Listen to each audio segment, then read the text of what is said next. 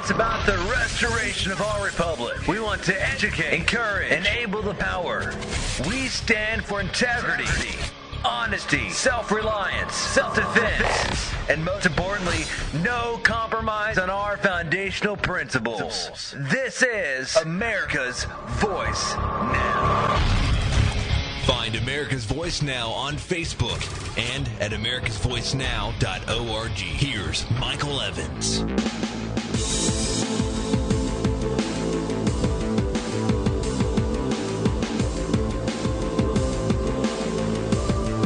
Good morning, America.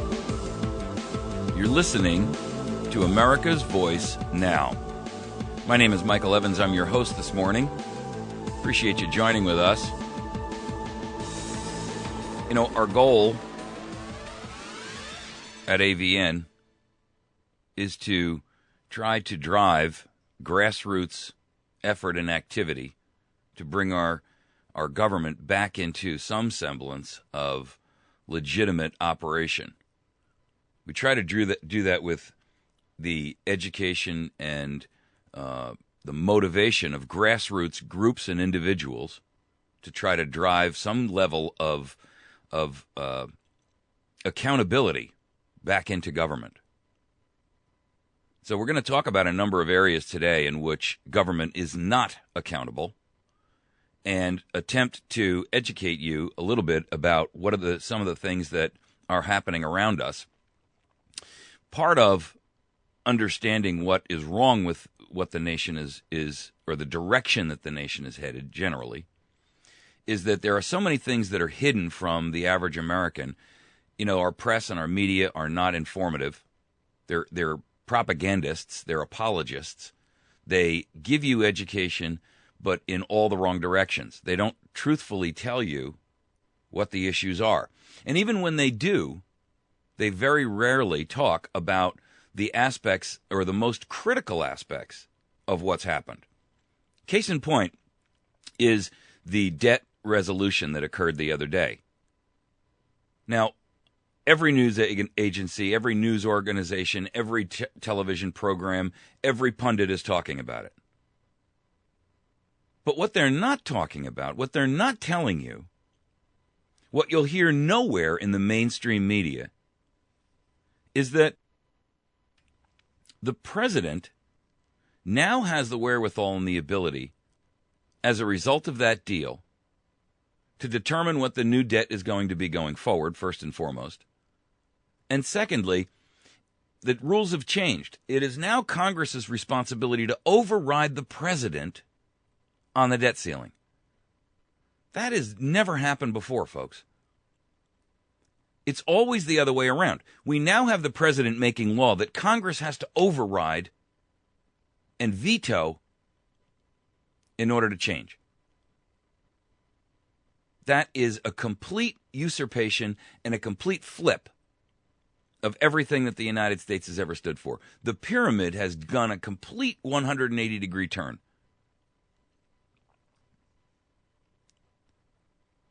None of the press is talking about that. They're all talking about the $3 billion that was dedicated to Kentucky. They're talking about the waste. They're talking about the fraud. They're talking about the Tea Party, and they're demonizing them as fast as they can. They're talking about the fact that this deal doesn't put any limit between now and February on what the president can borrow. They didn't raise the debt ceiling. They merely took away the prohibition to borrowing more, but they didn't cap it anywhere. Now, one or two organizations, media organizations, are talking about that, but the vast majority are ignoring it. And quite frankly, since we're on the hook for it, we ought to know that there's a blank check out there. But more importantly, we ought to know that going forward, the guy who's actually holding our checkbook now has to write the check. I mean, I want you to understand the implications of this. Ordinarily, you were going to authorize someone to make a payment on your behalf. So you write out a check and you sign it, and you give that check to that person, and then they go and pay the bill. The assumption is that you've signed the check and that you are in agreement with that amount to be paid. The rules have now changed. Now the president is in charge of the checkbook. He now holds it in his hand. But it's your checkbook, it's drawn on your account, and it's got your name at the top of the check. You are the party responsible.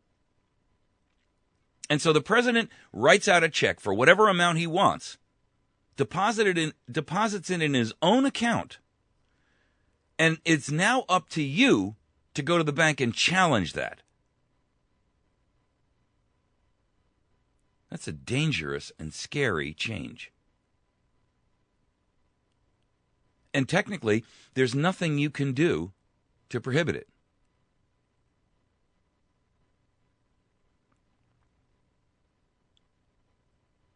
The problem that we have is that what Congress has effectively done could be analogized to identity theft.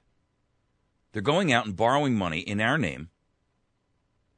We're responsible for the payback of it, and we have no say in how it's spent, and the criminal is now in charge of the checkbook, and he can write whatever checks or use that credit card to whatever extent he wants, and it's up to you to prove that you didn't give him permission.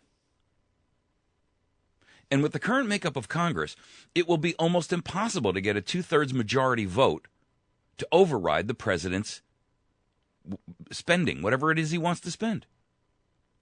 Now, there's two aspects to this. The first is, and I wasn't even going to get on this morning, but I think it's so important that America understand that. And I'm going to tell you why. I went to a libertarian meeting last night, the Campaign for Liberty. They meet every Thursday evening. The third Thursday of every month.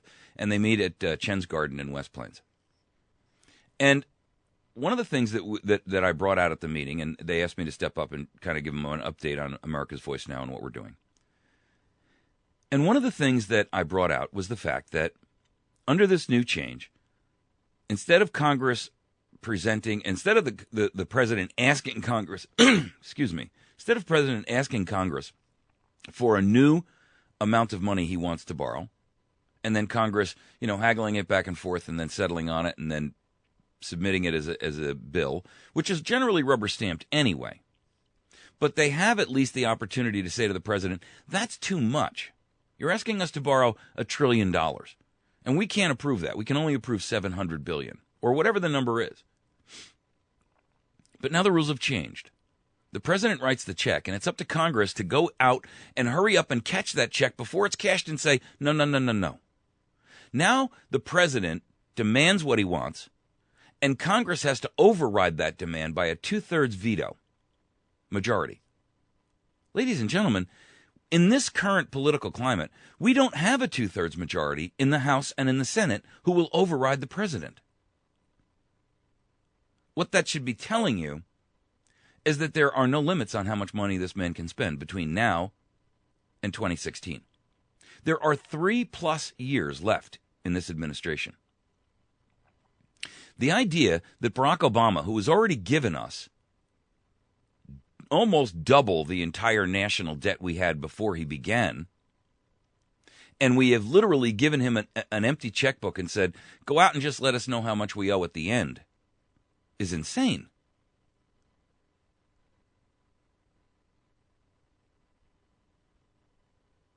He already came back and asked in this debt limit increase for $1.1 trillion.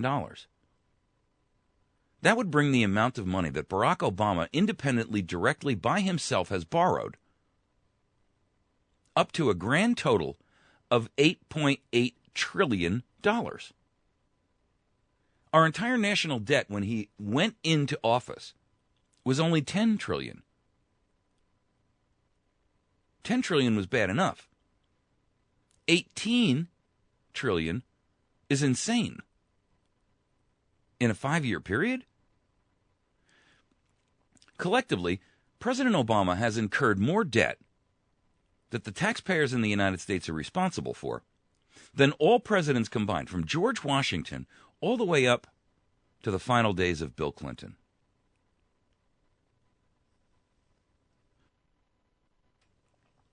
During the Bush years, we incurred 2 wars, righteous or unrighteous, and I believe they were unrighteous. We had no business going over there. But the simple fact of the matter is that we did as a nation. We incurred the 9/11 incident, which, for whatever other topics that come out of that, the simple fact is that it did cost an enormous amount of spending domestically in the United States and overseas. And the debt limit naturally creeped up as a result of all that spending. What everyone fails to admit here is that, first and foremost, we have senators and congresspeople who cannot, for whatever reason, keep their hand out of the cookie jar. These people are so addicted to spending your money that they make heroin addicts living in the streets look like well-organized, well-adjusted individuals. They are so addicted to spending your money, they cannot contain themselves. There is no 12-step program for them. There is no Spenders Anonymous. And we now have a president who himself is responsible for such profligate spending that it's questionable as to whether or not the country can ever recover from that. I mean, for the record, you know, our founders had something to say about debt. You know, Thomas Jefferson is quoted most frequently. He was very frugal, and the problem is that he recognized early on that central banking and the ability for countries to acquire and retain debt were a danger to the continuation of a government that was objective and unified and structured to support the people underneath it, not the other way around, where we're supporting this group of elitists who, for all intents and purposes, live very, very high on the hog on our dime. You know, Jefferson is given credit for a very, very appropriate quote. Now, I want to give it to you because I think it's one that is worthwhile reiterating on a fairly routine basis. A private central bank issuing the public currency is a greater menace to the liberties of the people than a standing army. We must not let our rulers load us with perpetual debt. But with respect to future debt, would it not be wise and just for that nation to declare in the Constitution they are forming that neither the legislature nor the nation itself can validly contract more debt than they may pay within their own age, or within a term of 19 years. It is incumbent on every generation to pay its own debts as it goes, a principle which, if acted on, would save 1/2 the wars of the world. Wow. I mean, we're accustomed to hearing President Obama pontificate to us. We're accustomed to hearing these senators and these congressmen who act as if they are some royalty and lords and ladies come out and speak to us on camera. And they blather on and on and on news programs, bifurcating and attempting to mislead or misdirect and utilizing talking points. And they talk and talk and talk, and they never say a doggone thing. And yet here's Thomas Jefferson with literally, 60 seconds worth of words. And in that, he says more than all the politicians have said for the past 5 years collectively combined. A private central bank issuing the public currency is a greater menace to the liberties of the people than a standing army. We must not let our rulers load us with perpetual debt. But with respect to future debt, would it not be wise and just for that nation to declare in the Constitution they are forming that neither the legislature nor the nation itself can validly contract more debt than they may pay within their own age or within a term of 19 years? It is incumbent on every generation to pay its own debts as it goes. A principle which, if acted upon, would save one half the wars of the world.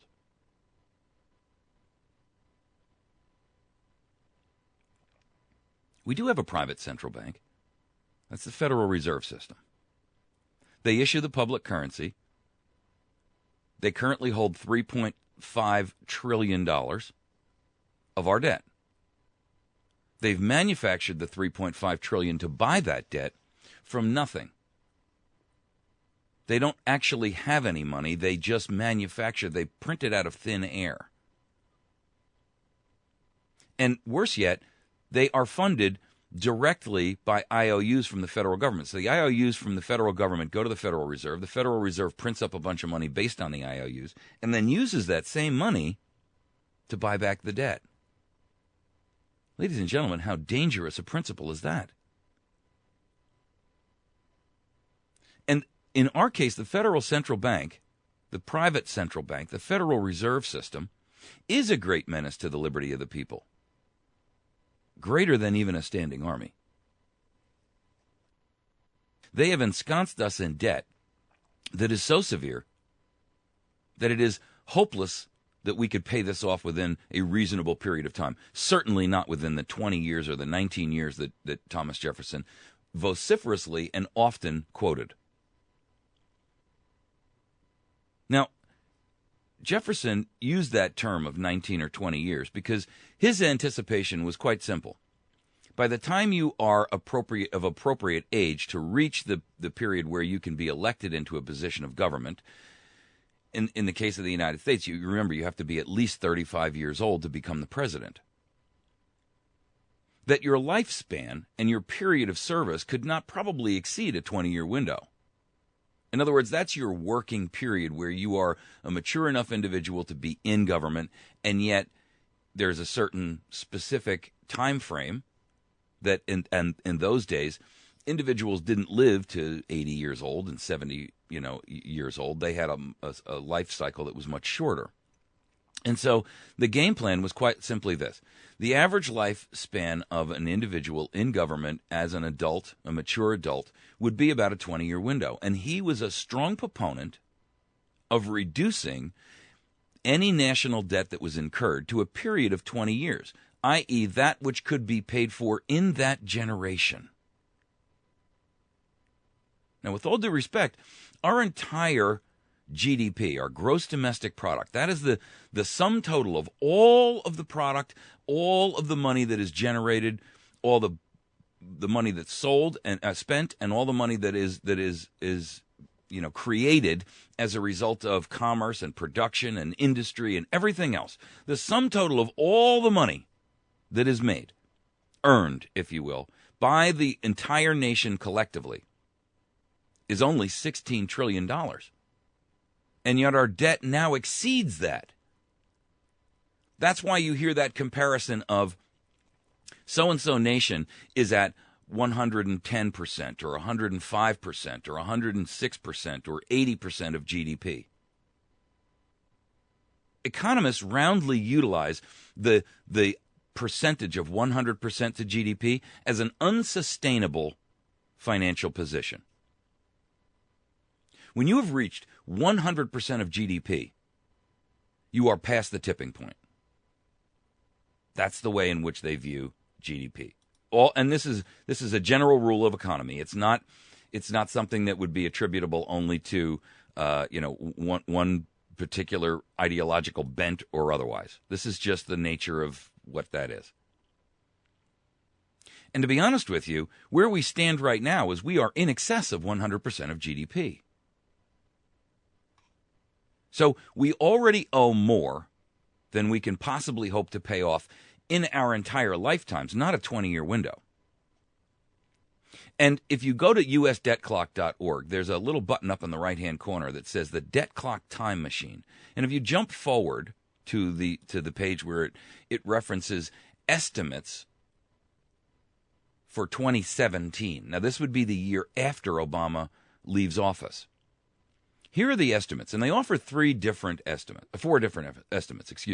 One these are the estimates of the Congressional Budget Office. The second set is the Office of Management and Budget. The third set is the House Committee on the Budget, the alleged holders of the purse strings, who are, by the way, have just annexed and given away that duty and obligation to the president himself. And then the final one is the U.S. debt clock's estimate of what those are going to be based upon past history, and they just basically spike it. Okay? The CBO believes that in 2017, we will have a U.S. national debt of $19.777 trillion. That's almost $20 trillion.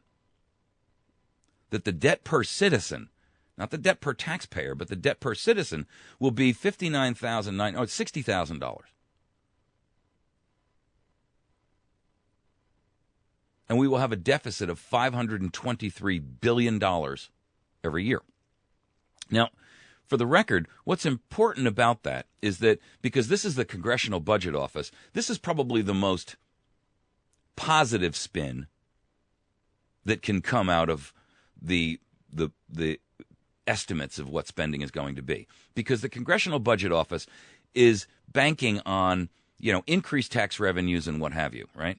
They're not taking into account the fact that, quite frankly, our economy is in the tank. There are no increased revenues. And so, therefore, a lot of what they're telling you here is smoke and mirrors, because they're believing that we're going to have $3.7 trillion in federal taxes generated, whereas pretty much the U.S. debt clock would indicate, if you went by past history, that we have less than $3 trillion. I mean, we're talking about an $800 billion deficit, right, in tax revenues. Now, the Office of Management and Budget, they believe that their projection is that we're going to be at $20.7 trillion with a debt of $63,000 per citizen. Per citizen now. This isn't per taxpayer. This is every member of your family. A brand new baby born that day will be responsible for $63,000 in taxation in order just to cover their share of the debt. I got to ask you a question. What are you getting for your $63,000? I mean, with all due respect, and by the way, that number's not that astronomical if you compare it against what we currently owe, which is $53,533 per citizen. You're already responsible for $53,000. In literally less than 3 years, we will be responsible for another $10,000. That's a 20% increase. With all due respect, I got to ask the obvious question. As a taxpayer, you're not getting the benefit of those services that you're paying for.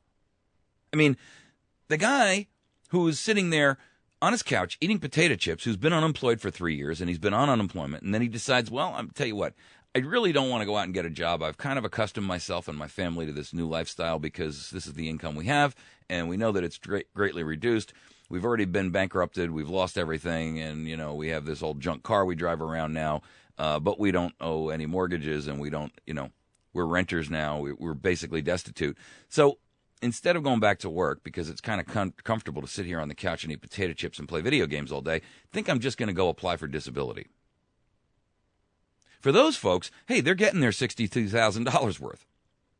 But they're also judgment-proof, and they have no assets of anything to produce or provide back to the Treasury. So quite frankly, the debt per citizen of $62,000, or $53,000 as it stands today, is virtually on the backs of those who are paying taxes. And we do know that the number of people that pay taxes is actually, in reality, 1/3 of that. In other words, only 1/3 of the nation pays taxes. So you can triple the amount you owe if you're a taxpayer, if you're a productive member of society, shall we say. You owe 3 times what the debt per citizen is.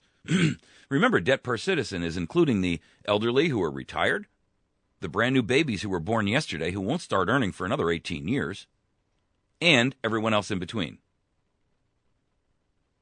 So, when you take into account the fact that you are looking right now as we speak, at a debt load of $150,000.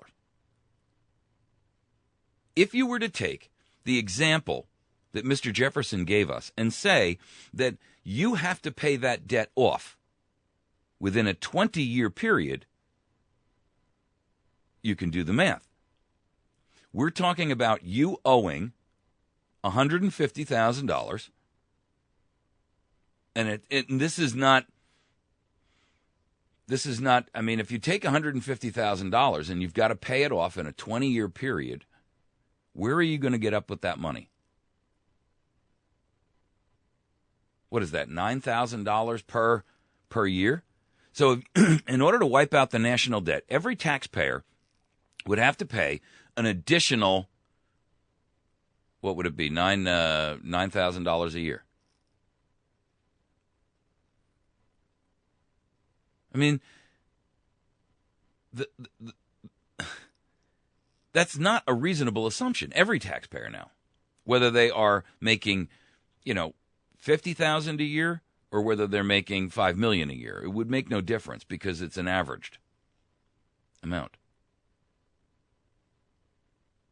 But there's really no hope that we could pay off our debt within the period of the 20-year cycle that Mr. Jefferson gave us as a recommendation.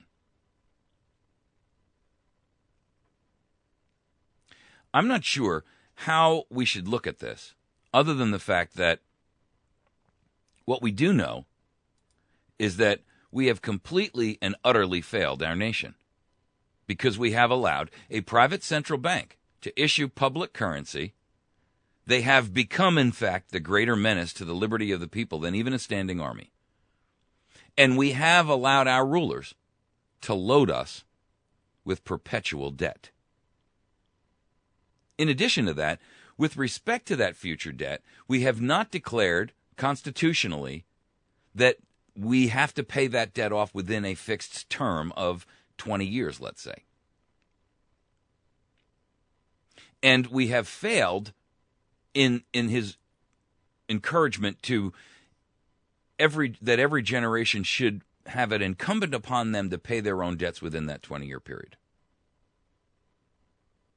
And the results should be obvious to everyone.